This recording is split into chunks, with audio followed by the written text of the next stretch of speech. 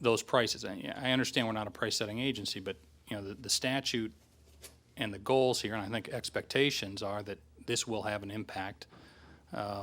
Both Commissioner Chilton and the chairman have pointed out this is going to affect a relatively small handful of traders, and that's what your testimony says. So I'm trying to maybe, General Counsel, you'd like to?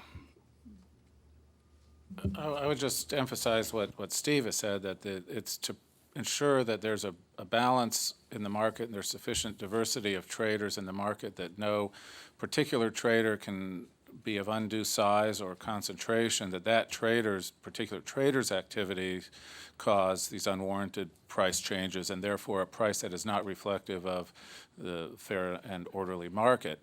It does not prevent all volatility or all price fluctuations, and if many traders individually, many small traders acting individually trade in a particular manner, you may get price volatility from that. It's not designed to prevent the latter, only the particularly large individuals.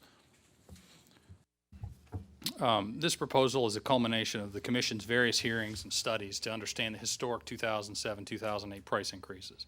One focus of those hearings was the role of passive investors and index traders. This proposal does not set out specific limits for either category. How do you imagine the proposed limits will impact the trading activity of this class of passive investor, assuming they comply with the limits? As the charts I showed earlier demonstrated, two aggregators of passive investors would have historically had their ability to hold those large positions limited on the exchange. But let me interrupt. I asked if they comply with the limits. I mean, you've got a large class of passive price-insensitive traders that are rolling these month to month. Assuming they abide by the generous limits, how does this affect anything? The proposal doesn't address and categorize traders by a class or a group. It addresses an individual owner that would have an extraordinarily large position. So we've invited the public to provide us with input on how we might identify and define a passive index investor. It's difficult for me to try to discern what part of the market might be reserved, so to speak, for this sort of activity, and if so, how we might even allocate that space to passive investors. Instead, consistent with some of the testimony at the energy hearings, passive investors that are facing negative roll costs may decide to remove their own trading activity from the market. But the rule does not address passive investors as a class. Let me ask one final before we go to the next round. Do you believe the Commission has adequate economic data that indicate the monthly roll of positions by passive index investors has had a specific impact on the market to create a burden on interstate commerce, or specifically has caused a sudden or unreasonable fluctuation in the price of a commodity?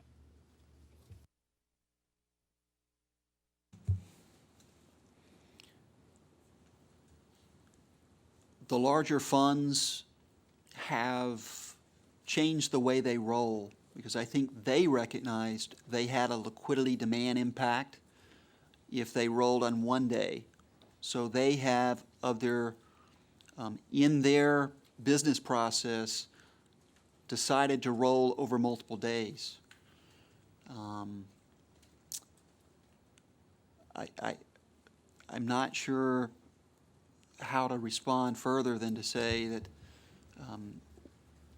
we don't have a provision in the proposal that would address that class of investors other than this excessive speculation because of outright size concentration of one trader. Well, the question, and maybe we can reserve it for the economist, was does the Commission have the economic data that indicate whether there's an impact or not? There's been a lot of discussion about the potential. Both of you have raised it. I believe that we ought to look at it and make sure we know whether they have an impact or not. And I was interested in your opinion. Maybe you have data I don't have, and But it appears that we don't have a smoking gun, so to speak, and just trying to make sure that we understand what that impact is. And I don't have any, not opinion about it, but I do want to know whether that makes a difference or not. So, thank you. I thank you. I actually want to sort of follow up because I think Commissioner Amalia raised important points. This approach, maybe it's more a statement than a question, but you can respond, both Dan and you.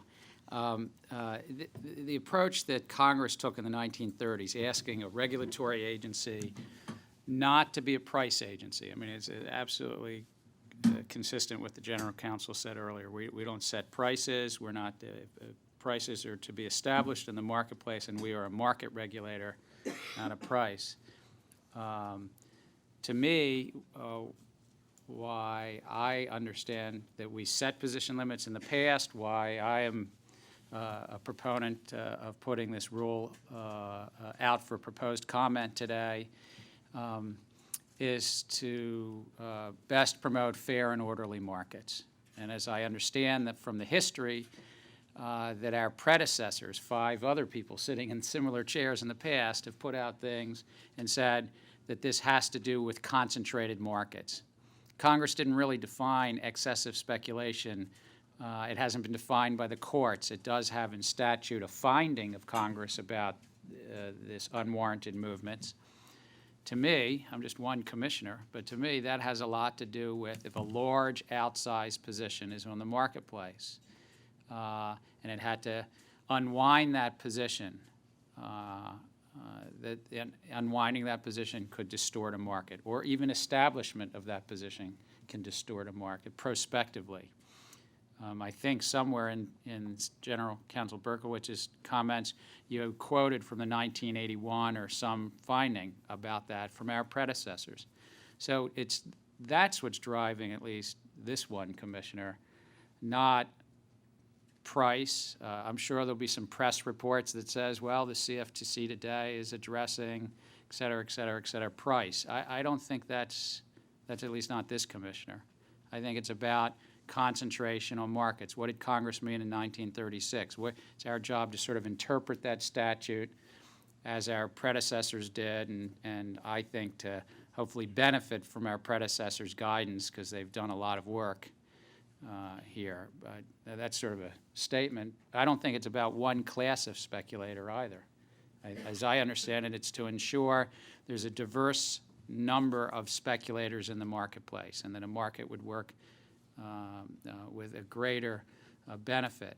And even the example that Commissioner Dunn raised about the U.S. Natural Gas Fund, if they moved their market positions to the swap market, then there was yet somebody else, a swap dealer that may well have entered the futures market, but the futures market was more diverse. The clearinghouse risk, I think, is lowered with more diverse participants. I'm going to be very interested to see whether people agree with that. They might disagree, and we'll get a lot of proposed comments on the other side. I also think it's a question, if you agree with that, about specific concentration, what are the limits? What are the numbers?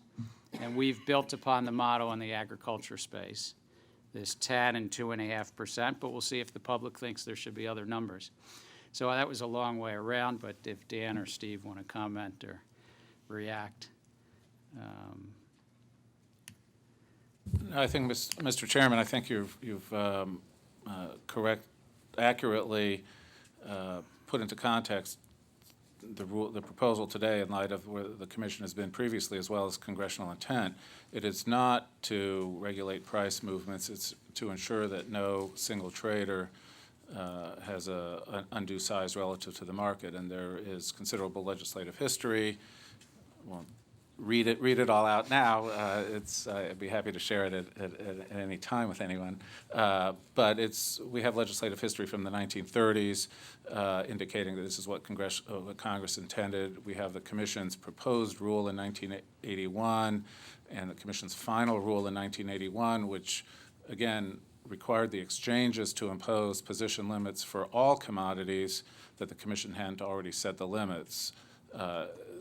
those findings were reiterated Sure. in 1981. Sure, I'm glad we all agree on that. I mean, the challenge this agency would have in trying to set prices, even though the word price does appear in the statute, in the reference we're talking about, I think it would be a tremendous burden and almost a futile attempt for this agency to do that. And I'm glad there's a strong agreement on that point. I think we're a market regulator. I'm proud to be a market regulator, but that's about fair and orderly markets and making sure that the price discovery function is one that brings buyers and sellers together. Congress mandated this in the 30s, so to me, it's our job to interpret it and try to implement it. Agreed. I'm also pleased to hear that picking out a specific class of investor isn't our top priority either, so. As I understand it, it's not part of the staff recommendation. We do ask one of our 18 questions is, does the public think we should do that? Correct. And if so, how? Yeah, But- and I agree that we should have the data that supports those specific trade behaviors that impact the price or impact something in the market that we ought to look at so we understand what that is. Thanks. We've had a little colloquy. I don't know if we'll continue, but is this on my thing or? Top of the order. No, because, You're passing the ball to me. no, I just wanted to ask one question about swap dealer exemption if I could, because I'll forget to ask it later. So there's two parts of this proposed rule in my mind. There's position limits on the four referenced energy commodities and trying to build upon what we've done in agriculture.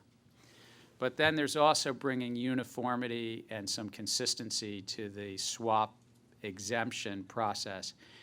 Am I right that historically we've done this more on a case-by-case basis here on agricultural products and at the exchanges, that it's individual swap dealers come in and some have an exemption that might be at this level and some might have a different exemption, more case-by-case. Is that correct? That's correct. The exemption process that we've used for federal agricultural speculative position limits is under our bona fide hedging definition under Commission Regulation 1.3 Z3. Those are for non-enumerated cases, and we have done that on a case-by-case basis and evaluated each swap dealer's particular methodology. Our existing regulations don't provide, and the regulation is Commission Regulation 1.47. It doesn't provide a uniform application process. It doesn't provide a uniform reporting process for those swap dealers. And so the recommendation of staff, building upon the concept release of earlier this year, in essence says, let's move to a process where the swap dealers have a specific rule and they have to file annually for an exemption, and they'll all be treated the same. They'll have a new compliance standard, meaning that on any day they're over the usual speculative limit, they have to have counterparties to match up to those trades. But though they will be limited in essence to 2 times the speculative limit. Is that correct? That's correct. Okay, thank you. Commissioner Dunn. Thank you very much. And before we get into the much-awaited concept of co-integration, let me ask Mr. Sherrod, what is the notional volume of exchange vis-a-vis that of OTC in energy? You told me you would ask a tough question, and you did. It's difficult in a particular commodity group for us to get a handle on what's an opaque over-the-counter market. We do have some data available to us that is made publicly, for example, by the OCC, the Office of the Comptroller of the Currency. But those data that are made public are aggregated.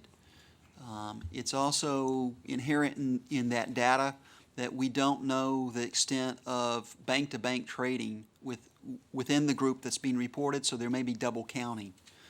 So it's a question that I really don't have a good answer to, given the opaque nature of the over-the-counter markets. Chief economist then. Jeff, you want to just come up, or whomever, or there's plenty of room. Jeff Harris, who's our chief economist, and by the way, after much very wonderful public service, I know you're going back to the University of Delaware, and we'll all miss you, but I'm glad you're still here, so you can answer these questions. Well, thanks. I think the first week I was here, we did a hearing, so this is appropriate in one of my last weeks.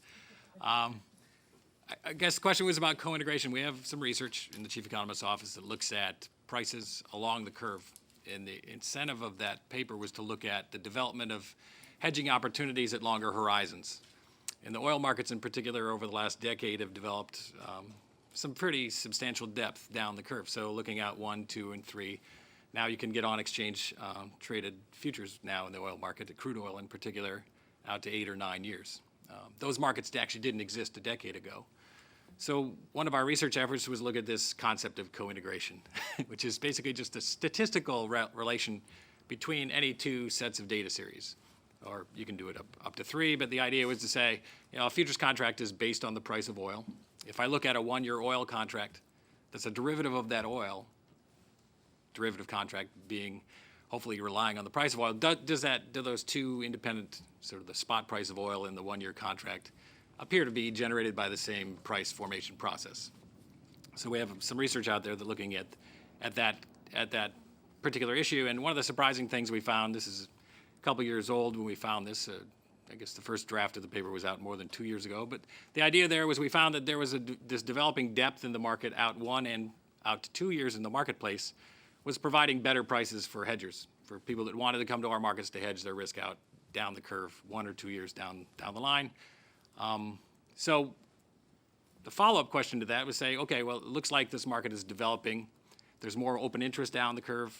There's more participants down the curve. And is it related to then the diversity of the participants that participate in the 1 and 2 year contract? And how is that different now than it was, say, before 2004?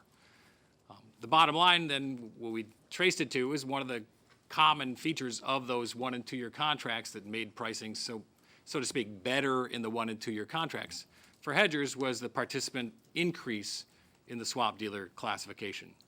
So the interpretation we made that from our office is that the swap dealers were transferring over-the-counter positions that they held on their books onto the exchange to hedge that risk. And that participation from the swap dealer, or the dramatic increase actually from 2002 up to 2005, was leading to better hedging opportunities in the 1 and 2 year contract. So in that regard, I guess it's related to the sense that the diversity of participants matters, and the swap dealers in particular appear to be bringing information from the over-the-counter trades that they do onto the exchange in the organized fashion.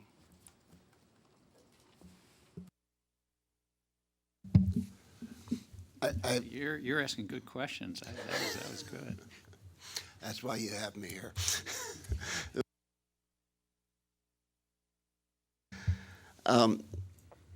This is something I think we obviously need to do more study on, because it also looks at what the passive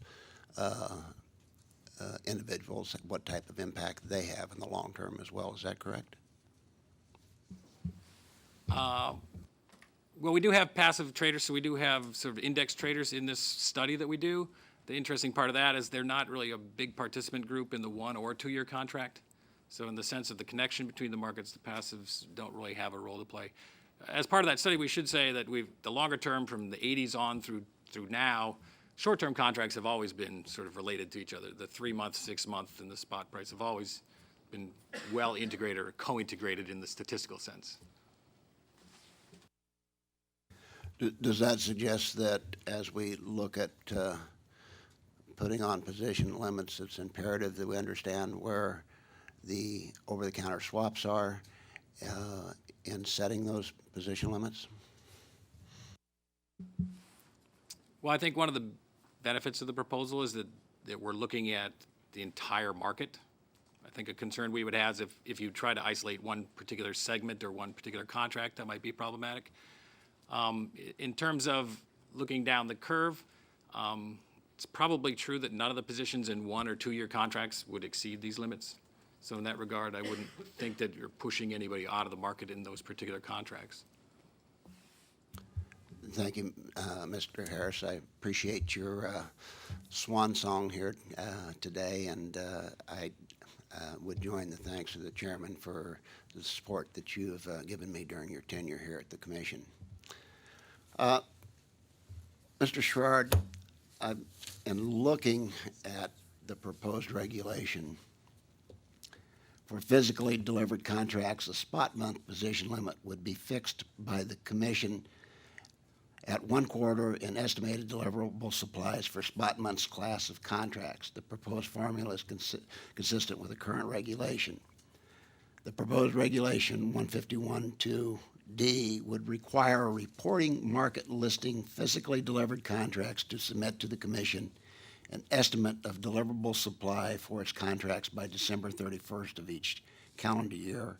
The commission, in setting the spot month limits, would take into consideration the estimates of deliverable supplies provided by the reporting market and would base its own determination of deliverable supplies on data submitted by reporting markets unless the commission has a basis for questioning the accuracy of the submitted data, in which case the commission could derive its own estimates of deliverable supply. This is the basic building block, if you will. Yes.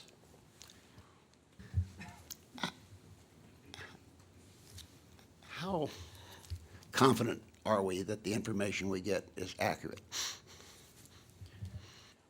The exchanges, in establishing their spot month limits for years, and certainly before CFMA, as Dan mentioned, would submit for prior review and approval of the commission their spot month limits. The product review staff in the Division of Market Oversight will review the exchange's submission and independently conduct interviews and assess the deliverable supplies in the commodity to verify that the exchange's estimates are reasonable. And we've got a staff of how large doing that?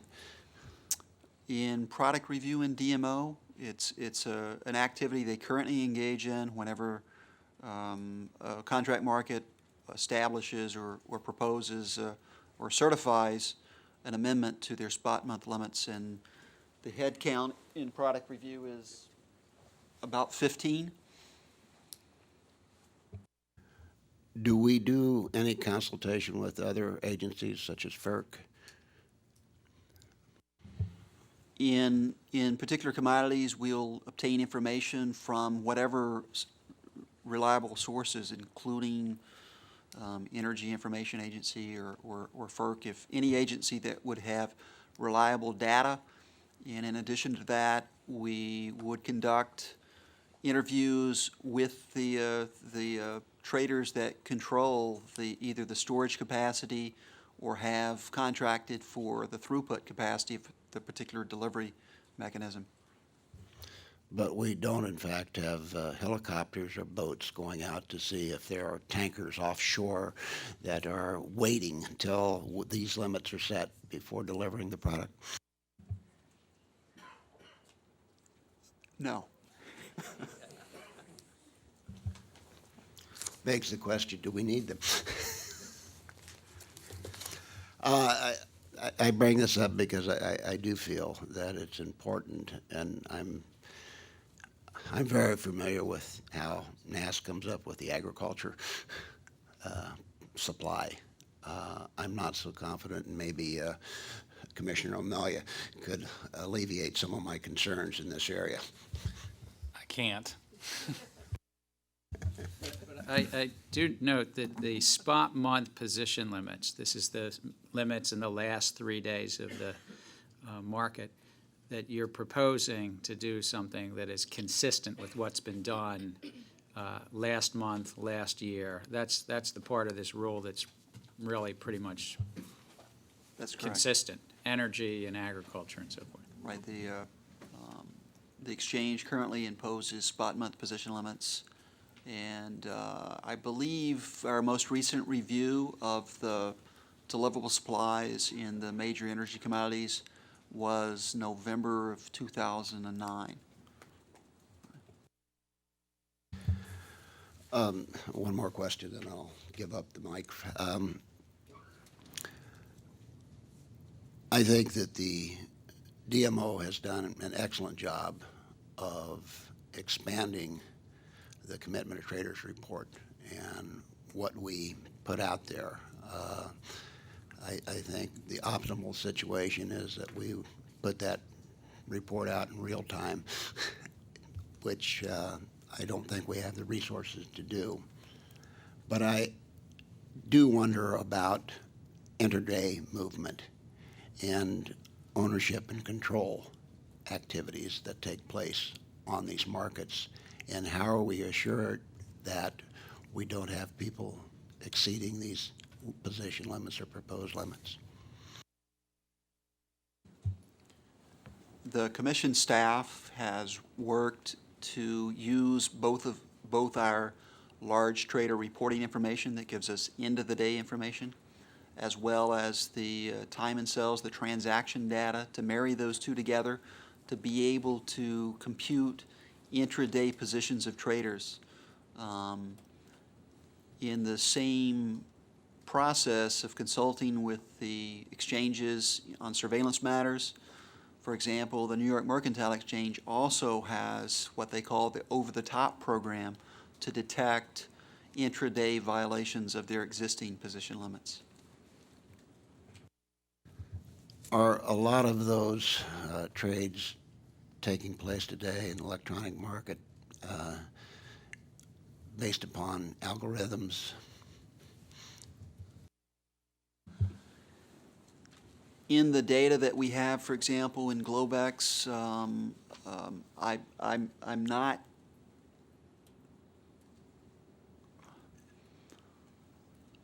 not able to identify, I don't think, from the transaction data files that we have, what's the nature of the input. The Globex system data that the CME group would maintain would have that data.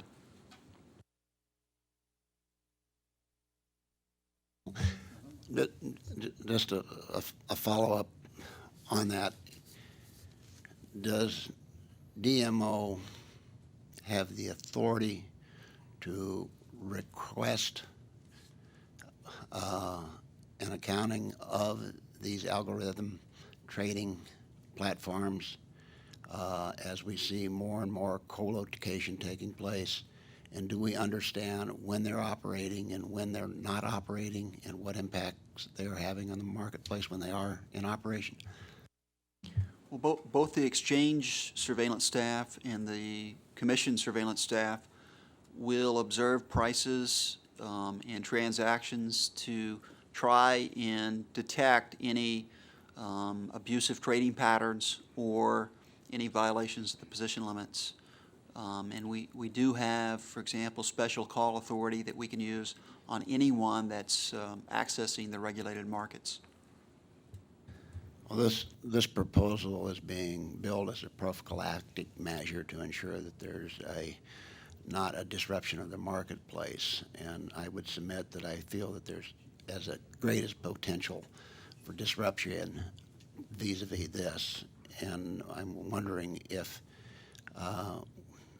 that isn't a good idea for us to begin on a routine basis asking for and assessing those programs that are being used, and whether or not they hedge or butt up against a violation of. And just so I can understand, Commissioner Dunn, you're referring to the intraday movements and particularly how they might relate to algorithmic or high-frequency traders. I mean, not isolated to them, but that's the intersection. That's All right.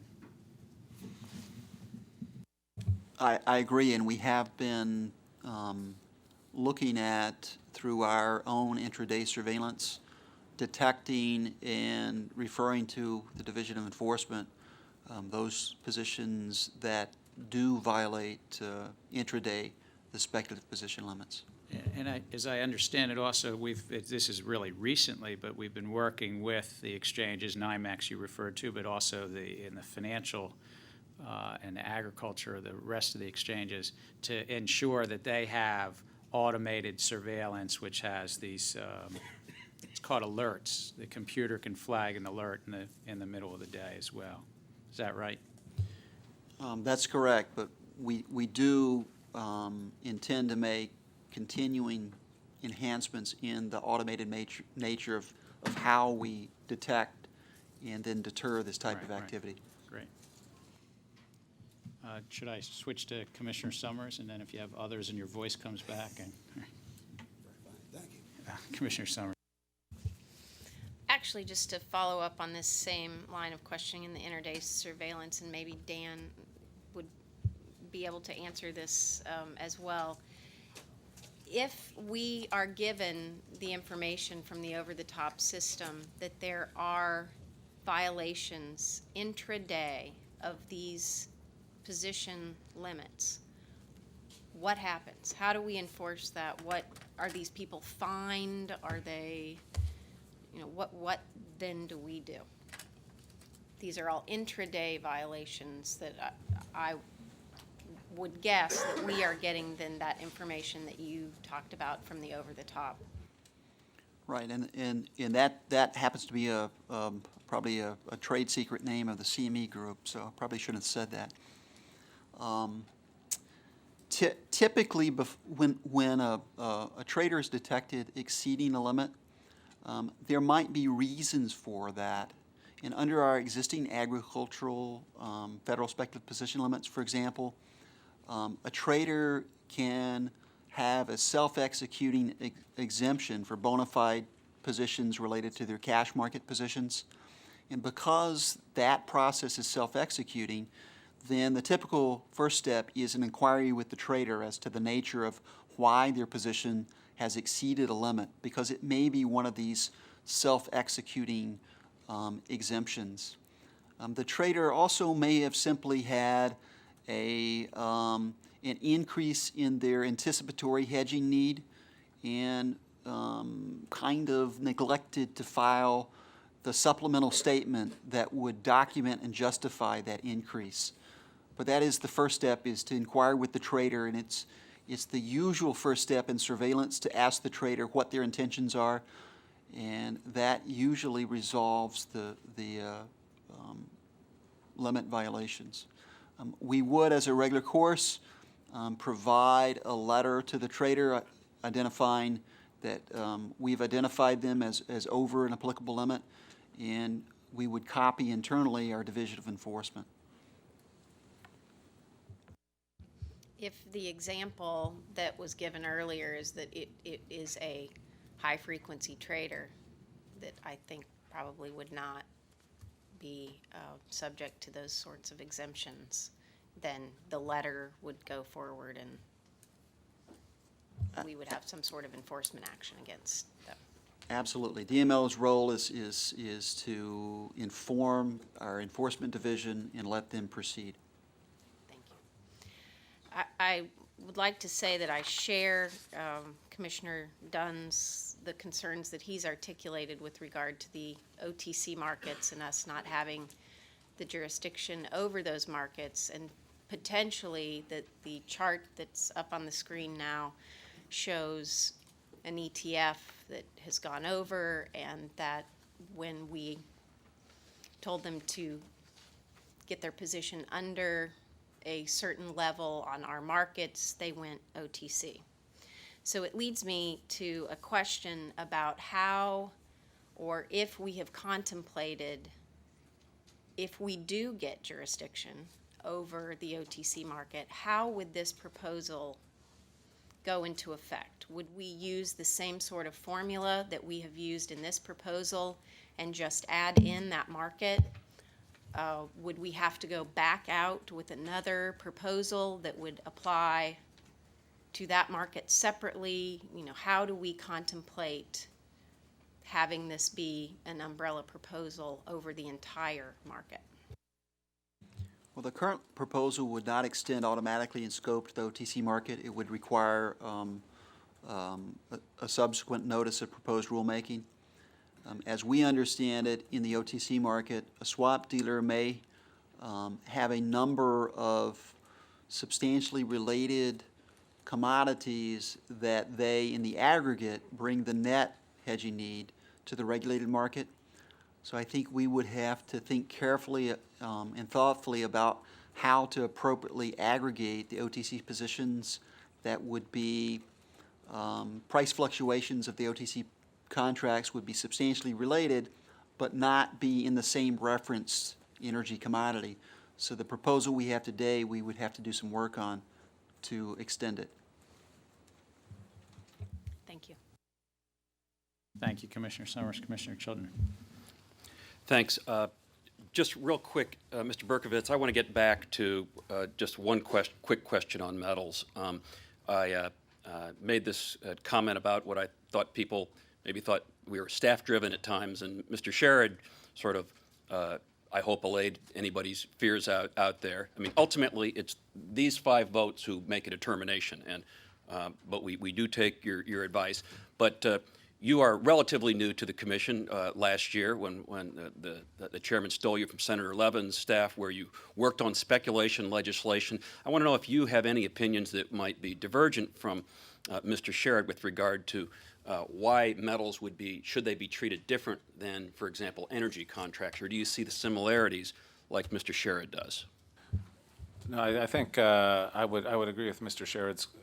Sherrod's comments. The premise that commodities of finite supply are subject to the potential for excessive speculation or price manipulation set forth in the Act in a very general manner. I can't personally see any reason why any particular class of commodities should be excluded from those general principles. Agreeing with what Steve said again, each commodity has its own very particular circumstances, so one has to look closely before proceeding to implement that. Great. Thank you for that. Back to the issue at hand. Look, these markets have changed. They're different than they were. I'm not saying that that's a bad thing. It's added to the economic engine of our democracy. The futures industry in the U.S. Increased 5 times, when around the world it increased twice in a 5-year period. That's not a bad thing. But these are new market participants, and there's different dynamics. And our role as regulators is to simply try and figure out if we are upholding our responsibilities that were entrusted under the Commodity Exchange Act to prevent and deter possible fraud, abuse, or manipulation. So, the question is, well, how do you determine if you should do something? And so you look to the experts, you look to economists, and to be quite frank, there's economists on both sides of this. Mr. Hyland's with us today. He disagrees with the studies I tend to agree with. Rice, Princeton, MIT, there's one out this week from Lincoln University in Missouri. So you have them on both sides, and people can pick them apart. But the fact that it is a hypothetical possibility that these new dynamics in the futures industry could have an uneconomic impact on prices. When I say uneconomic impact, I mean something that is devoid from supply and demand fundamentals, that it can have an uneconomic price impact. And let's not forget, these markets have an impact on everything from bread to gasoline to home mortgages. So it's a big damn deal for consumers. It's our job to prevent that. So, for me, if there's the possibility, we need to figure out a way to deal with it, but not so in some crazy way. Not so in a way that does the things that we've talked about, by migrating markets. And that's why I think this proposal strikes a really good balance. 9 months ago, I would have said these position limits that we're talking about now should be much more stringent.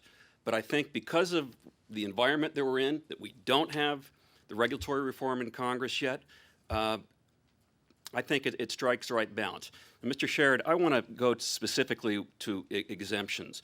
I think you've done a good job in this regard. One, we've targeted the exemptions in that we've separated the bona fide hedgers, those that have an underlying interest in the physical commodity, from the swaps dealers. So you've targeted them. Secondly, we are going to approve them ourselves, the swaps dealers. So no longer will the exchanges, and they've had a good run, they approve these exemptions.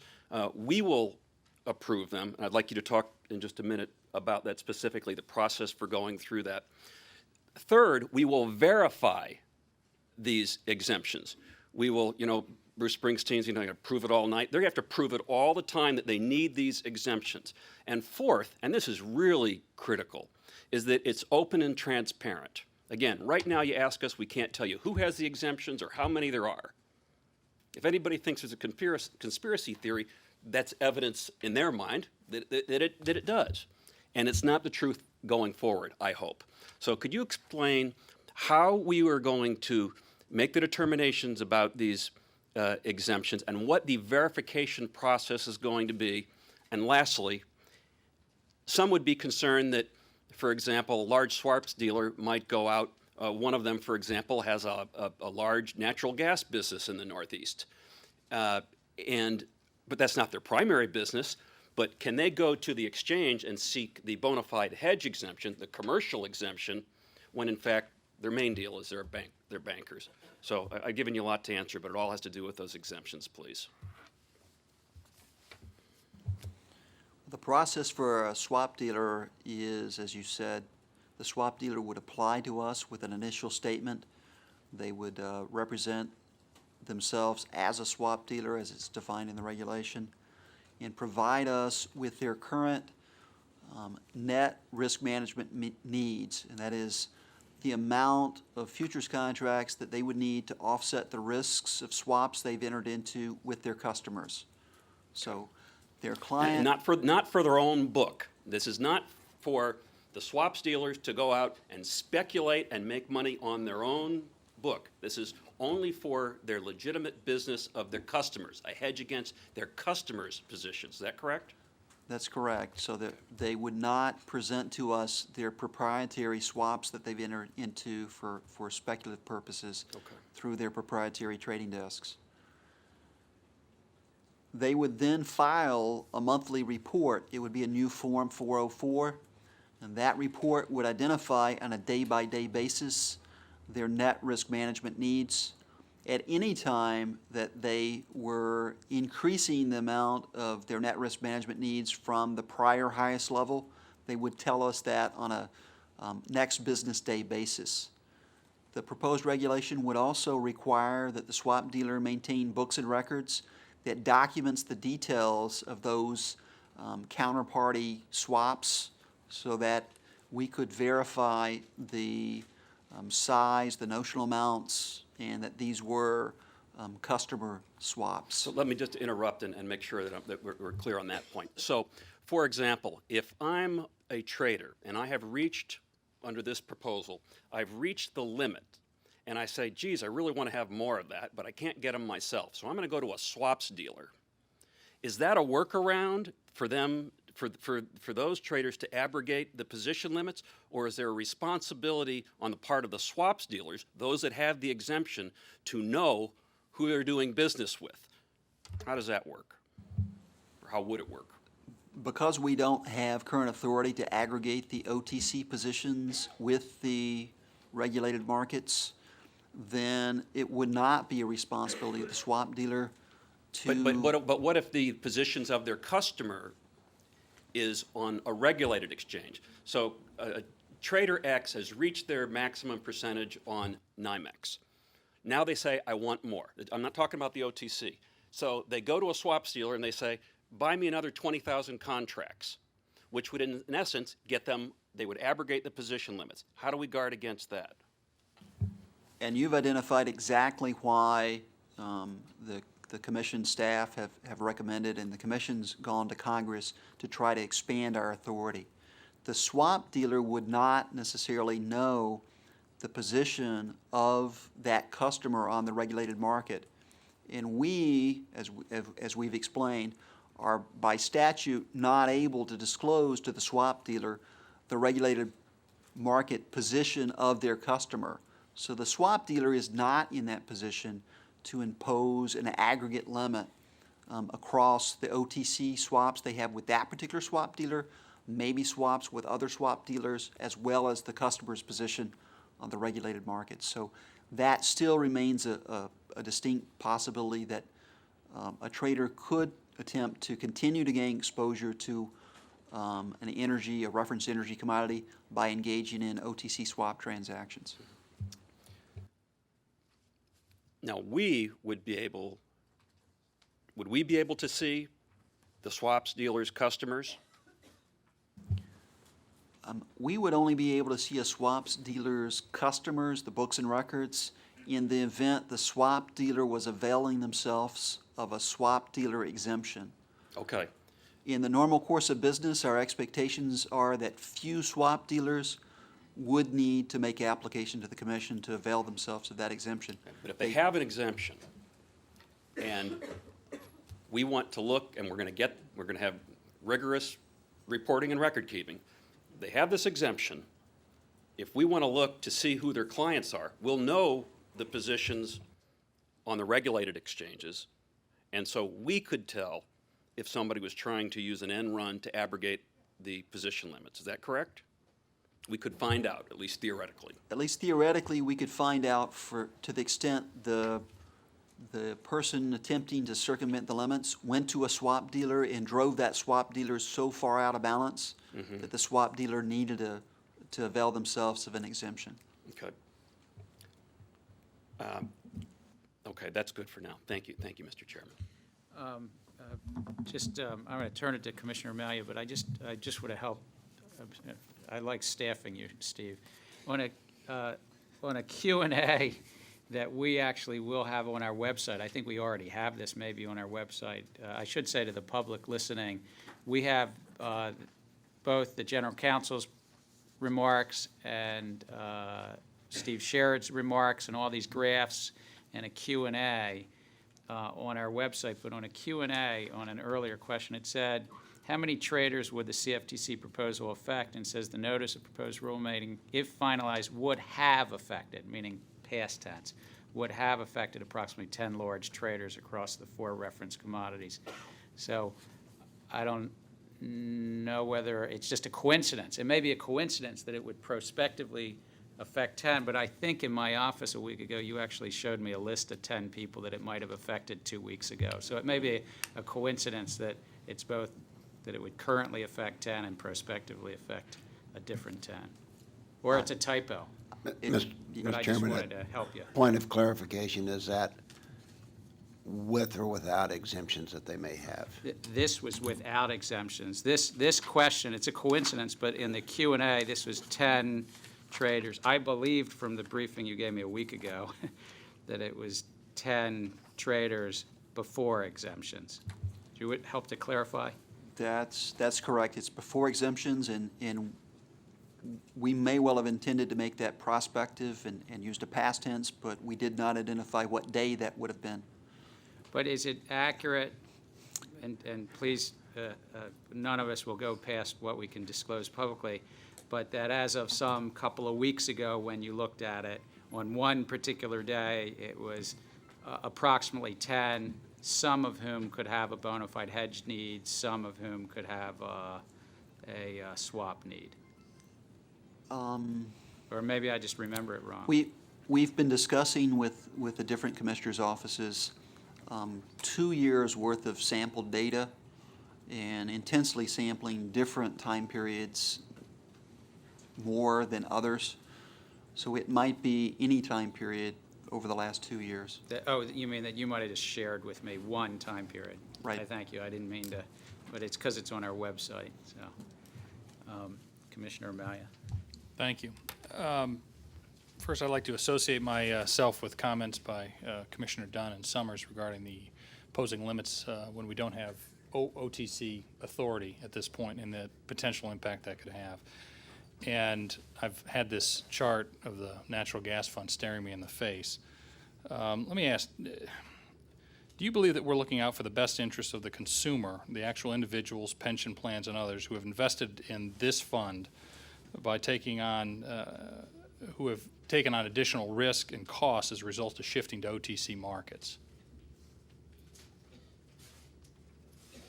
which we, of course, don't have authority over?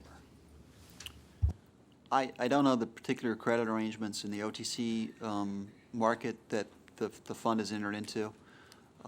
It is true that if the limit would have been in effect, they would have had to reduce their positions on our regulated markets, and they might have responded at that time by entering into OTC transactions.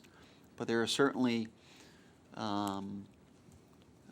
behind the basic concept behind the proposal is to address a concentration by any one party, any one owner, that would be large relative to other speculators.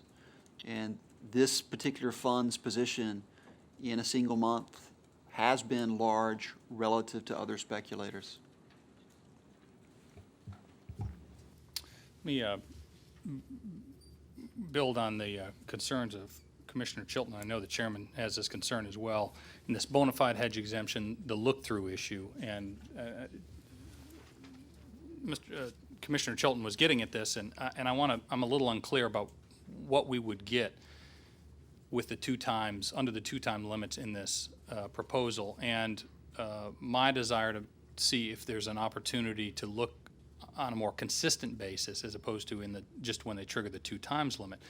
I understand there was some testimony during the hearings on position limits and potentially during this debate on the hedge exemptions that you would offer a limited hedge exemption. You could offer a limited hedge exemption to swap dealers in exchange for, look through on that book, and to see on a more consistent or day-to-day basis who's behind the trades and what positions they have. Obviously, that seems attractive. If we don't have authority over the OTC markets right now, that would be an opportunity to take a better look at what's behind that activity and have a better understanding of the market.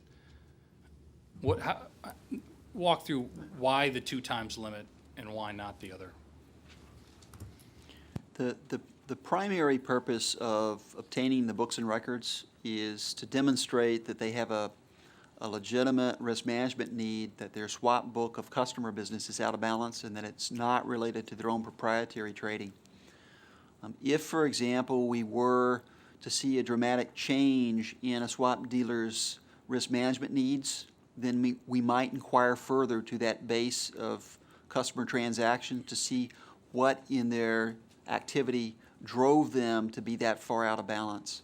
But the primary purpose is not to look through to the nature of their customer business.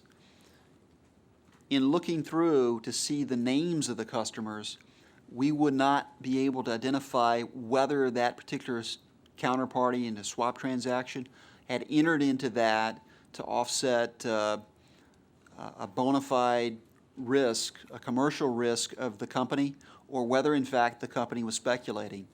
Many large companies enter into swap agreements either to speculate or to manage their risks or to hedge. They do not need to reveal that confidential business information to the swap dealer to enter into that transaction.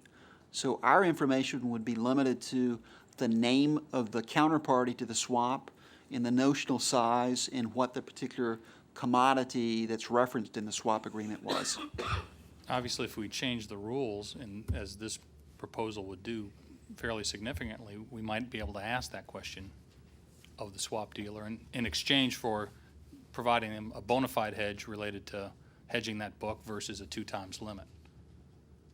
I think the difficulty with extending further requirements onto the activities of that swap dealer into the OTC market might be better addressed in a global context as opposed to in a hedge exemption context. So some of the initiatives that are on the Hill to establish swap repositories and uniform reporting requirements might more directly address the scope of the activities. As I was talking with with Commissioner Chilton, someone could attempt to evade the limits by engaging in multiple small swap transactions with multiple dealers. And any of those small transactions may not, in fact, drive any of those swap dealers to need to avail themselves of the swap exemption. So certainly an increased level of transparency, at least to the regulators, would be helpful. I don't think this is the appropriate mechanism to get that increased level of transparency. Let me ask one final question. In setting the limits on open interest, the rule provides for an annual reset. I think we have a question in there about a rolling reset, and we'll be interested to get the comments on that, but would that benefit or give us a more accurate picture of where the markets are, or at least providing, better trading data to the market itself? I think the idea of an administrative procedure to automatically, in a regular interval, update the levels, the speculative position limits as the market's open interest grows or declines has a lot of appeal. Whether an annual update is the appropriate interval is the subject of our question. Certainly, I think traders can benefit, whether they're trading for speculative or commercial risk management purposes, from some degree of consistency, and we thought a one-year time period would allow a reasonable response to changes in the level of open interest and provide that level of consistency so people would know what the rules were in advance. Thank you, Commissioner Malia. I don't have any further questions. I don't know, we've had a pretty full debate here, but. One more won't be, not one more, but I'll be 3 minutes worth. Commissioner Chilton? Nobody, okay.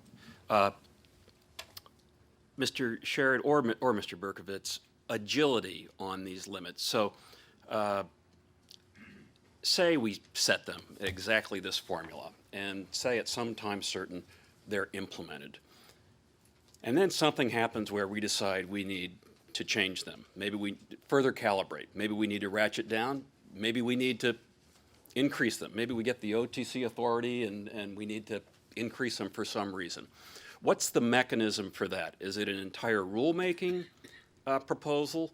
And if it is, you're shaking your head, it might be rulemaking. If it is an entire rulemaking proposal, is it possible for us to act expeditiously without invoking an emergency order by doing like an interim final rule where we would just put it out and have it take effect immediately?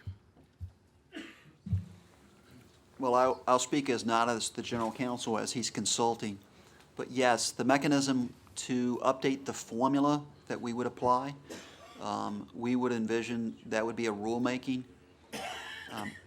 There are exigent circumstances so that we could adopt an interim final rule, and I'll defer to the general counsel. That's right. We could do interim final rule. We could use emergency authority. We have exemptive authority under particular circumstances that we could use. Okay. And another issue in here that I didn't, I think maybe Commissioner O'Malley mentioned it, but I want to highlight it. It's another one of these questions. We asked the metals question, we asked the question on softs, and then we ask a question about this class of investors that I call massive passives, for lack of what I'm sure is a better term for other people.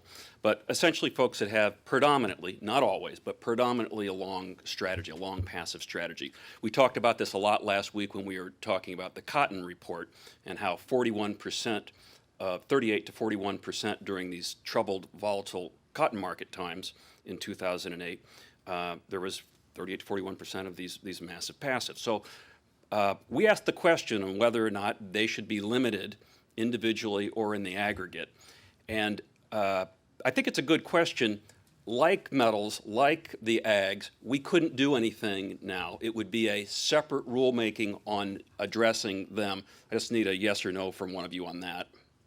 Yes. Okay, thank you. And to be honest, I haven't figured out how you would do it anyway. And so if some enterprising people want to come up with an idea, I'm certainly interested in it. I don't know how you would implement such a proposal. But I put that out there as a make sure that people know that that is a question we're interested, at least this commissioner is interested in. Mr. Sherrod, would you tell people how they comment? What is the procedure for them commenting? Can they do it online? Do they mail it to our secretariat, Mr. Staywick? Absolutely. Comments can be submitted by letter to the CFTC secretary.